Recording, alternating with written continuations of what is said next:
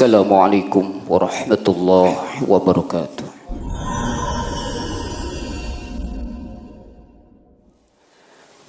Allah Subhanahu wa ta'ala berfirman, A'udzu billahi minasyaitonir rajim. Bismillahirrahmanirrahim. Ketika Allah Subhanahu wa ta'ala menurunkan ayat ini, Ud'uni astajib lakum. Mintalah kepada Allah Subhanahu wa ta'ala kebutuhan kita, permohonan kita kepada Allah Subhanahu wa ta'ala di dunia ini. Niscaya Allah akan ijabah, Allah kabulkan doa-doa kita. Pertanyaannya adalah, kenapa ada doa-doa kita yang enggak diijabah oleh Allah Subhanahu wa ta'ala? Apa faktornya doa kita enggak diijabah oleh Allah Subhanahu wa ta'ala? Malamnya kita minta kepada Allah Subhanahu wa ta'ala sampai kita menangis meminta kepada Allah Subhanahu wa ta'ala, tapi enggak terwujud doa kita, enggak dikabulkan doa kita kepada Allah Subhanahu wa ta'ala. Kenapa? Pertanyaannya ada pada diri kita masing-masing. Kenapa doa kita sudah minta kepada Allah Subhanahu wa ta'ala keperluan hidup kita dunia wal akhirah, meminta berdoa kepada Allah Subhanahu wa ta'ala, ud'uni astajib lakum, meminta kepada Allah Subhanahu wa ta'ala, akan Allah kabulkan doa-doa kalian. Tetapi banyak hamba-hamba Allah Subhanahu wa ta'ala yang kecewa. Tapi banyak hamba-hamba Allah Subhanahu wa ta'ala putus asa dan atas doanya kepada Allah Subhanahu wa ta'ala. Dia enggak mau berdoa lagi. Kenapa? Karena doanya enggak diijabah oleh Allah Subhanahu wa ta'ala, enggak dikabulkan oleh Allah Subhanahu wa ta'ala. Dari Al-Alamah Syed Abdullah bin Alwi Al-Haddad menjelaskan kenapa faktor doa kita enggak diijabah oleh Allah Subhanahu wa ta'ala.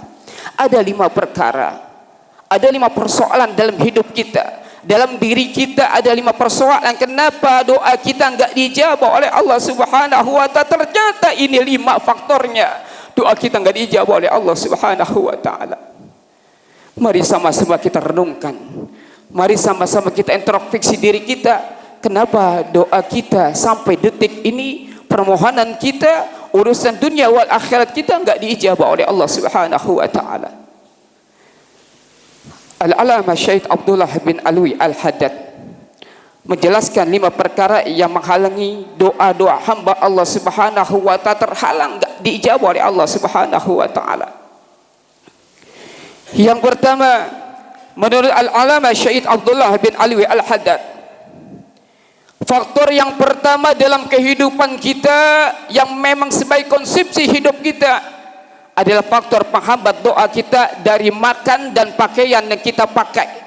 Jangan sampai itu makanan dan pakaian itu dari unsur-unsur atau dari pembelian-pembelian yang uangnya uang haram.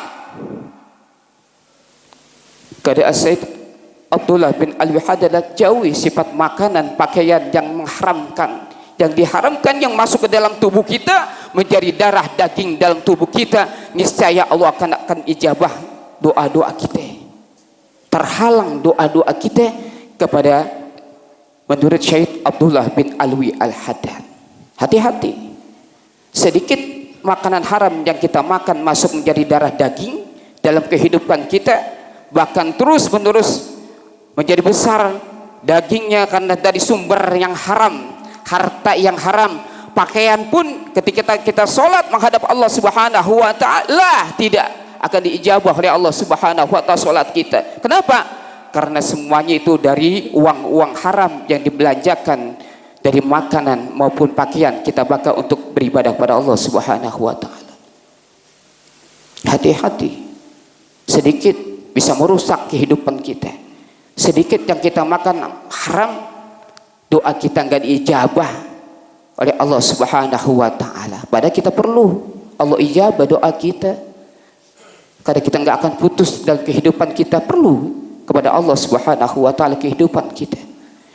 Yang kedua adalah menurut Syekh Abdullah bin Alwi Al-Haddad, yang kedua yang doa kita nggak akan tembus kepada Allah Subhanahu wa taala.